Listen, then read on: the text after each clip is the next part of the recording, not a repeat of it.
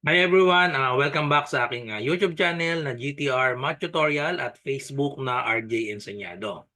So for today's video, we will answer flowchart problem. So ito pong flowchart problem na ito ay ipiniem sa akin, okay, ng isa sa aking mga subscriber. Okay, so sagutan natin, merong dalawang question tungkol dito sa flowchart na ito.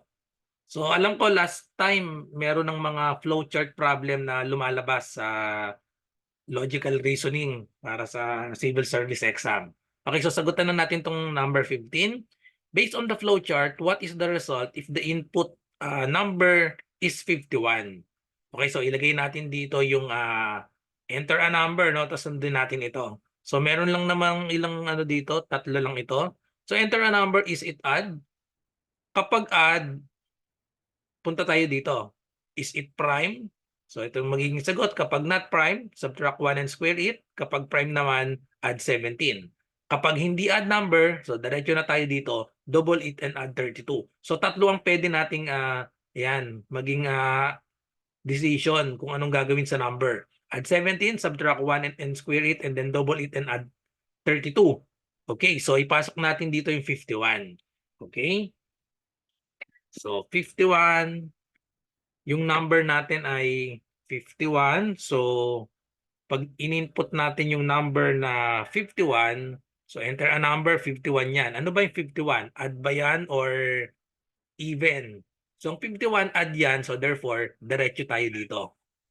Okay? Diretso tayo dito. So, ang decision na lang natin, itong no or yes dito. So, ang 51 ba ay prime or hindi? So, ang 51, hindi ito prime. Kasi ang 51, pwede yung i-factor as 17 times 3. 17 times 3 equal yan sa 51. So, therefore, hindi siya prime. So, dito ang decision natin ay dito sa no. Okay, so, subtract 1 and square it. So, magiging ang sagot natin, 51, subtract 1, minus 1 equals 50. Then, square it. So, we have 50 square. So, that is equal to 50 times 50. So, the answer to that is 5 times 5. 25 yan. Tapos, lagay lang natin yung dalawang 0.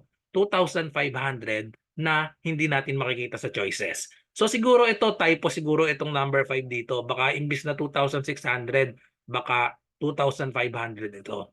So wala sa choices ang sagot dahil 2,500 dapat. Okay, so next number, number 16. Ayan, so number 16 naman tayo based on the flow chart. What is the input? Input number if the result is 440. So baligtad naman. Itong 440, ito na yung result. Okay? So hinahanap natin yung number na ipapasok natin dito. So dahil nga may tatlong outcome tayo dito kung ano ang gagawin, add 17, subtract 1 square it, double it, and add 32. So pwedeng pabaligtad ang gagawin natin kasi may result na tayo. So try natin. Or pwede naman trial and error, ipasok nyo itong mga number na ito kung tingin nyo kung makakakuha ng 440. Pero ang style ko dito, pabalik. Okay, so pwede yun. Trial and error, ilagay nyo yung mga number na yan kung magiging, alin yung 440 yung magiging sagot. So gawin natin pabalik. So dito, una, add 17. Eh di kung add to, eh di pabalik nga ang gagawin natin, subtract ang gagawin natin. So gawin natin 440. Pabaliktad kasi yung ginagawa natin. So kabaligtaran, 440 add 17. So minus 17, ang magiging sagot ay 423. Okay? So 423. Ang 423 ba ay prime number ba yung 423?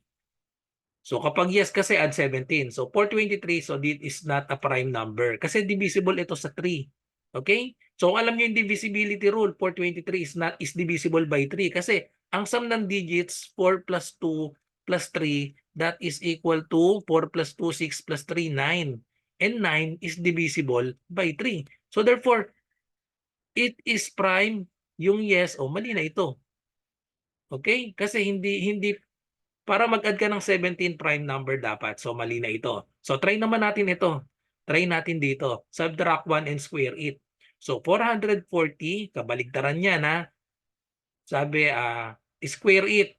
Pag square it, ibig sabihin ng kabaligtaran, square root. Oh, not a perfect square. Not a perfect square yan. So hindi pwede, hindi ito yung magiging sagot natin kasi not a perfect square ang 440. 400 yung perfect square. So ibig sabihin, ang pwede na lang mangyari ay ito na lang. O, last na. So double it and add 32.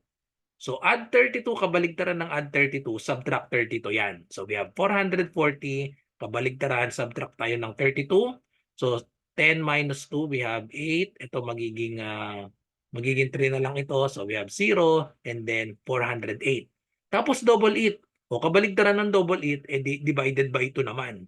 O divided by 2, kabaligtaran ng double it. So we have 408 divided by 2. So 4 divided by 2 is 2. 0 pa rin yan. 8 divided by 2 is 4.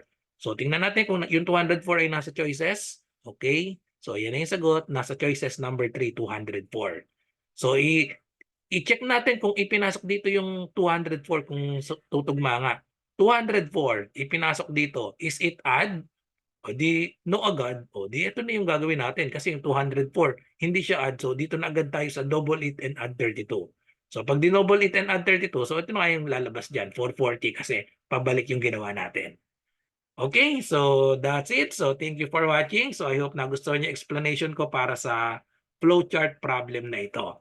So kung meron kayong math question or logical reasoning na question, i-PM nyo lang po ako dito or comment pala kayo sa YouTube channel GTR Math Tutorial or i-PM nyo ako sa aking messenger RJ Enseñado. Kagaya nung nagpadala nung question na ito, i-PM niya lang po ako. Okay, so good luck po sa lahat ng nagre-review. Bye-bye and God bless.